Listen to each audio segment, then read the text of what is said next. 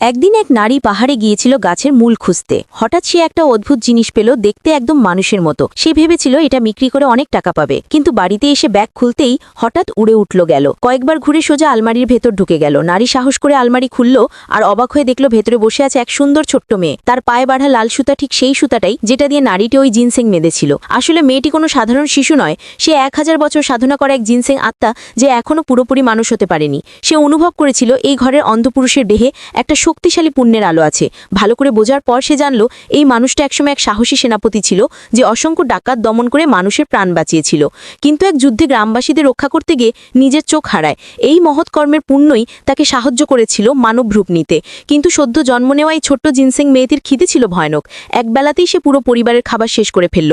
যে নারী ভেবেছিল জিনসেং বিক্রি করে স্বামীর চোখে চিকিৎসা করবে, এখন সে হতাশ, কারণ জিনসেং বিক্রিও করা যাবে না, বরং এখন তাদের ঘরে বাড়তি একজন খাওয়ানো লাগবে।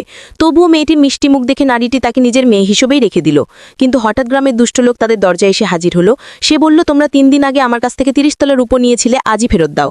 নারী অবাক হয়ে বলল, কিন্তু আমরা 3 বছরের সময় নিয়েছিলাম। লোকটা হেসে বলল, প্রমাণ কোথায়? আসলে সে চুপি চুপি ঋণের কাগজে 3 বছর বদলে 3 দিন লিখে ফেলেছিল, আর লোভে পড়ে মেয়েটিকে ধরে নিয়ে যেতে চাইল। কিন্তু ছোট্ট মেয়েটি ভয় পেল না, সে লোকটার হাতে জোরে কামড়ে ধরল। রেগে গিয়ে সে আঘাত করতে যেতেই অন্ধ মানুষটি লাঠি হাতে এগিয়ে এলো। রাগে দুষ্ট লোকটা বলল, 3 দিন সময় দিলাম, টাকা না দিলে মেয়েটাকে নিয়ে যাব।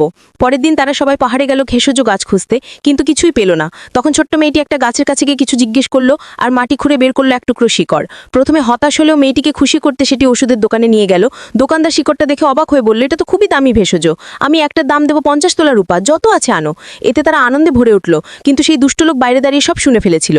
সে বুঝলো এই মেয়েটি জাদুকরি ক্ষমতা আছে ওষুধ খুঁজে বের করার। সে দৌড়ে গেল ঋণের কাগজ নিয়ে, বলল, এখন আমি মেয়েটাকে নিয়ে যাব। কিন্তু মেয়েটি হেসে কিছু রূপার মুদ্রা ছুঁড়ে দিল তার দিকে।